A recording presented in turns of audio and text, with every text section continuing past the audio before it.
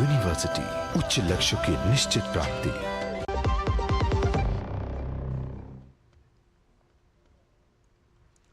स्वागत है ब्रेक के बाद। आप देख रहे हैं डीडी न्यूज पर इस वक्त, और जैसा कि ब्रेक पर जाने से पहले हमने बताया कि अब बात करेंगे उत्तराखंड की, जहां पर कि राज्य की धामी सरकार ने एक फैसला लिया है जो विपक्ष कांग्रेस को खटक गया। दरअसल देवभूमि उत्तराखंड के सरकारी स्कूलों में गीता, श्रीमद् भगवद गीता और रामायण को पढ़ाने की तैयारी है। राज्य के शिक्षा मंत्री धन सिंह रावत ने एनसीईआरटी से गीता और रामायण पढ़ाने का अनुरोध किया है और उन्होंने कहा कि धार्मिक ग्रंथों को सरकारी स्कूलों के सिलेबस में शामिल होना चाहिए, और मुख्यमंत्री के साथ बैठक में इस बात का फैसला लिया गया है। तो मुख्यमंत्री पुष्कर सिंह धामी ने कहा कि इससे देवभूमि के छात्रों को धर्म कर्म का ज्ञान होगा। नया सिलेबस लागू होने तक प्रार्थना सभा में श्रीमद् भगवद गीता और रामायण के श्लोकों का पाठ होगा। तो एनसीईआरटी ने साइंस और अध्यात्म की किताब वीणा लॉन्च की, लेकिन इसको लेकर कांग्रेस ने विरोध जताया है। कांग्रेस के नेता हरीश रावत ने भाजपा की पहल को बताया सांप्रदायिक, कह दिया सांप्रदायिक है। कहा अच्छी बातें अन्य धर्मों में भी हैं। कांग्रेस ने नई शिक्षा नीति को भगवाकरण का प्रतीक बता दिया।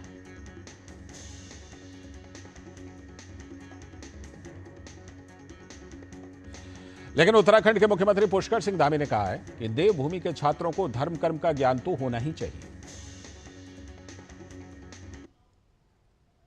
हमने शिक्षा विभाग की समीक्षा बैठक में तय किया था कि सभी हमारे विद्यालयों में गीता पाठ कराया जाएगा, गीता का सभी को ज्ञान मिले, हमारे बच्चे जीवन में आगे बढ़े। इसकी अब शुरुआत हो गई है। ये देवभूमि है, देवभूमि में निश्चित रूप से कर्म धर्म सभी पर विशेष ध्यान होना चाहिए। हमारे बच्चों का भी उस दिशा में ज्ञान होना चाहिए, तो बच्चों को उस दिशा में प्रेरित किया जा रहा है। तो कांग्रेस के वरिष्ठ नेता हरीश रावत ने इस नई शिक्षा को, ये जो व्यवस्था की गई है, उसको भगवाकरण का प्रतीक करार दे दिया।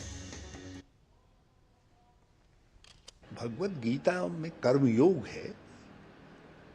कर्मयोग की शिक्षा हमेशा उचित रहती है, और धर्म ग्रंथों में जिनमें भी जो अच्छी बातें हैं, जिनको आगे की पीढ़ी के लिए जो प्रेरक हो सकती हैं, उनको पाठ्यक्रमों में डालने और पढ़ाने में कोई हर्ज नहीं है। काम यदि भगवाकरण के एजेंडे को आगे बढ़ाने के दृष्टि से उनसे किए जा रहे हैं, तो उसका दुष्प्रभाव हमारी सारी शिक्षा प्रणाली पर पड़ेगा, क्योंकि जो नई शिक्षा नीति है वो भगवाकरण की प्रतीक बन गई है। तो ये इस मुद्दे पर सरकार और विपक्ष लग रहा है कि आमने सामने, क्योंकि कांग्रेस खुलकर इस तरह का आरोप लगा रही है। लेकिन क्या कुछ ये ऑर्डर है, इसमें क्या कुछ कहा गया है?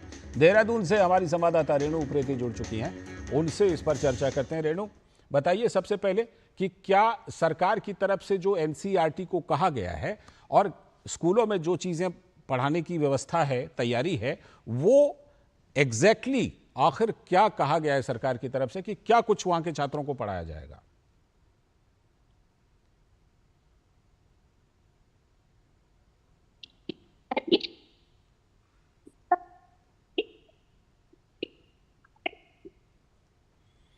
फिलहाल लगता है रेणु की आवाज हम तक नहीं आ रही है। रेणु की आवाज में कुछ दिक्कत है और आवाज संपर्क जो है वो कहीं ना कहीं टूट रहा है।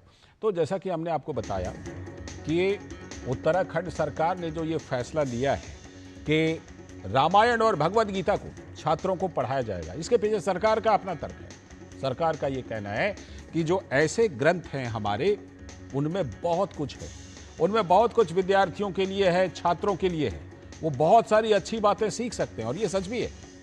लेकिन कांग्रेस को इसमें भगवाकरण नजर आ रहा है। कांग्रेस ये कह रही है कि ये तो शिक्षा का भगवाकरण है।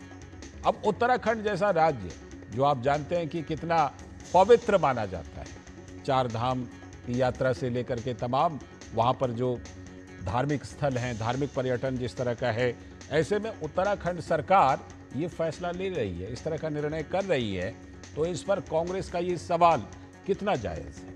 क्योंकि कहीं भी आप देख लें, जहां कोई भी देश अपनी प्राचीन परंपरा है, जो परंपरा की अच्छी बातें हैं, जो वहां से मिल रही अच्छी शिक्षा है, उसको कोई पीछे कैसे छोड़ सकता है? और भारत भारत तो एक ऐसा देश है जिसकी परंपरा काफी समृद्ध है, जिसके पौराणिक ग्रंथ काफी समृद्ध हैं।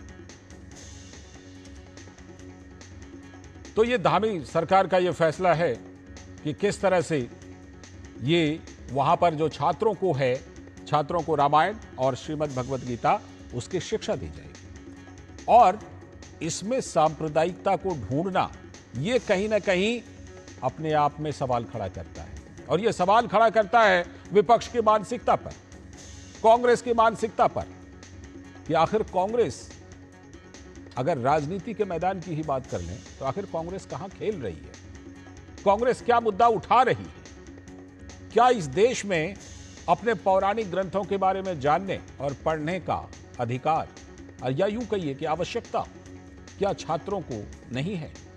क्या यहां पर जो भारत के छात्र हैं, उत्तराखंड के छात्र हैं, उनको अपनी समृद्ध परंपरा से जोड़ने का काम नहीं होना चाहिए? प्रधानमंत्री नरेंद्र मोदी हमेशा विरासत के साथ विकास की बात करते हैं, तो विरासत को जानने का, समझने का तरीका कैसे हो सकता है?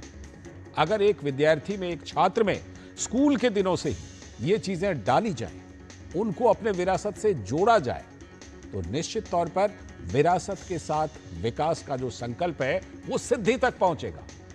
और उत्तराखंड सरकार का जो ये प्रयास है उसको इसी दिशा में देखा जाना चाहिए, और इसके विरोध का तो कोई सवाल ही नहीं पैदा होता है, इसके विरोध का कोई तर्क नहीं है, क्योंकि क्या भारत अपनी समृद्ध परंपरा, अपने पौराणिक जड़ से अपने आप को काट कर आगे बढ़ेगा? कम से कम भारत का एक बहुत बड़ा वर्ग इसके लिए तैयार नहीं है।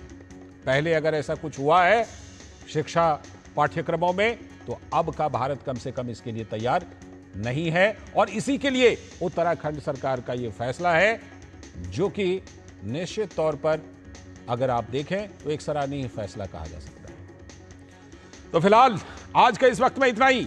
पूरी टीम को दीजिए अनुमति, लेकिन डीडी न्यूज पर खबरों और कार्यक्रमों का सिलसिला लगातार